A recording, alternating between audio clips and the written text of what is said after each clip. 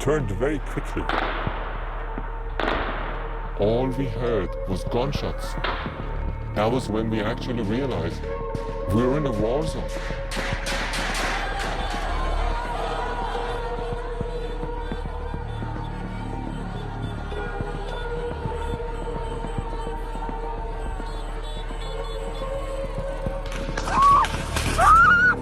The more people we kill, the less we have tomorrow on the street.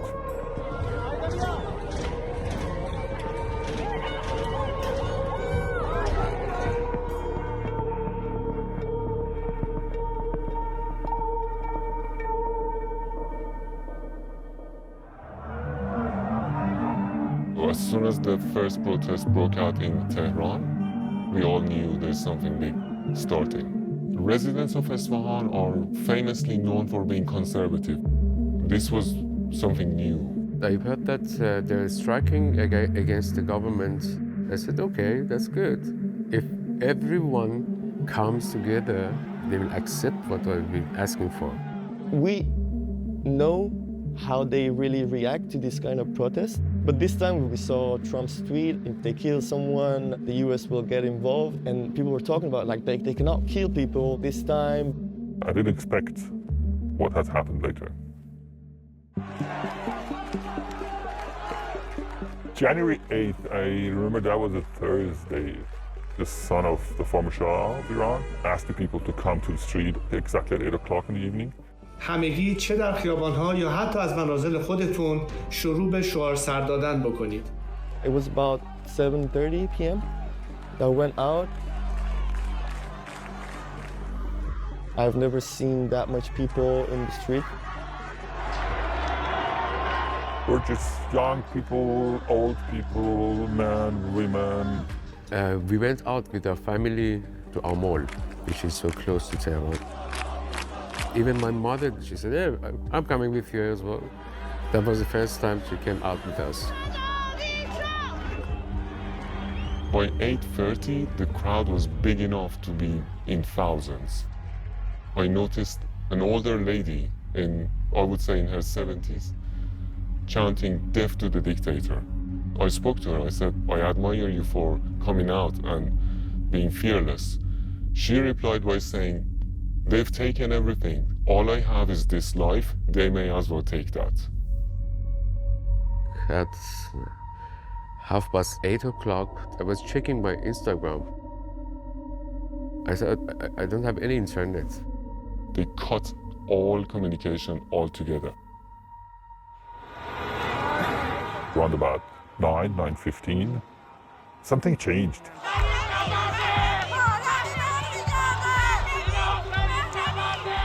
The security guards, they have started to shot in the air, so in warning shots, actually. They started shooting tear gas, like 3 or 4 every 5 minutes. I couldn't breathe. Suddenly, the security guards are really shooting people down. They were not shooting in the air anymore.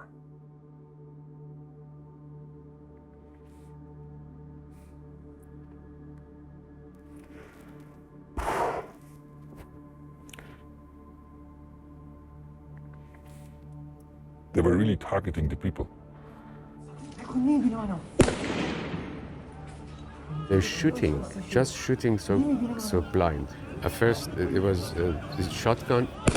I mean, it's like that. And then the Kalashnikov, the noise is so different. For about 30 minutes, all we heard was gunshots, non-stop. In a square where you go for a walk on a weekend morning. That was like, you know, when we actually realized we were in a war zone. Friday morning, there's no internet, the country is in almost complete shutdown. We felt like it's necessary for us to go out. People have been reporting about mounted machine guns, so-called dushka, on the transporters, and I saw one of them myself, yes. The dushka gunshots were so big that they lit up the sky. The heavy gun is like that, because the bullets are huge. Once they shot a few rounds of fire, no one dared chanting any slogans anymore. So this is a bullet that someone I know found on the street. Can you imagine the bullet that left this casing? When it hit a person, what can it do?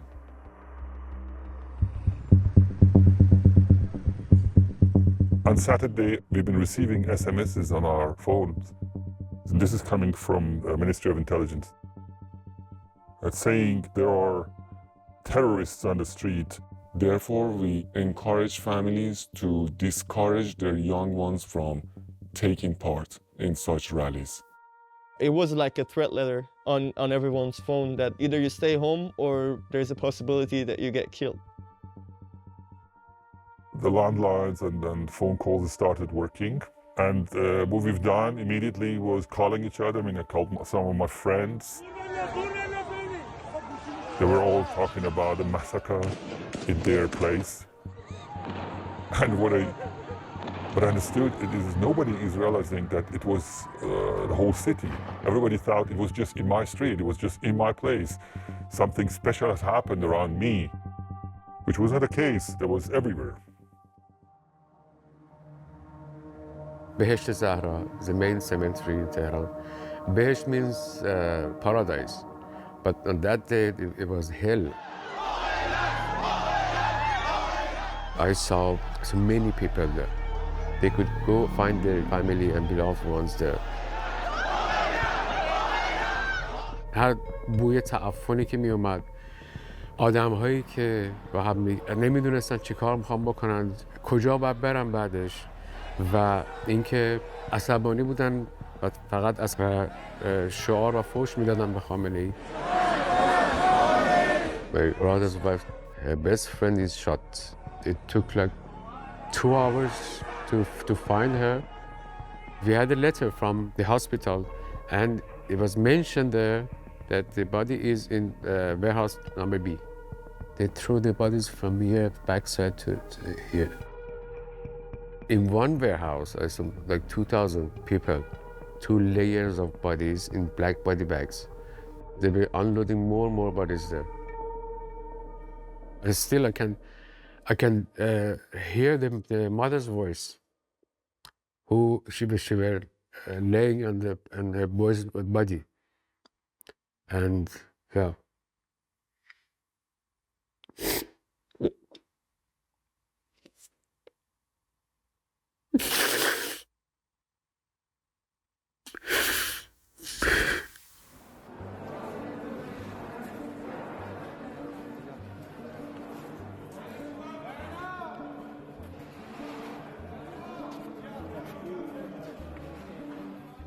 I cannot ever go back to Iran because as soon as I arrive at the airport, they are certainly going to arrest me for speaking up against the regime.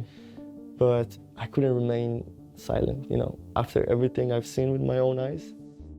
I wish I could do this with my own voice, with my face, but unfortunately, Iran is not safe for a man revealing the truth of the crimes against humanity in Iran.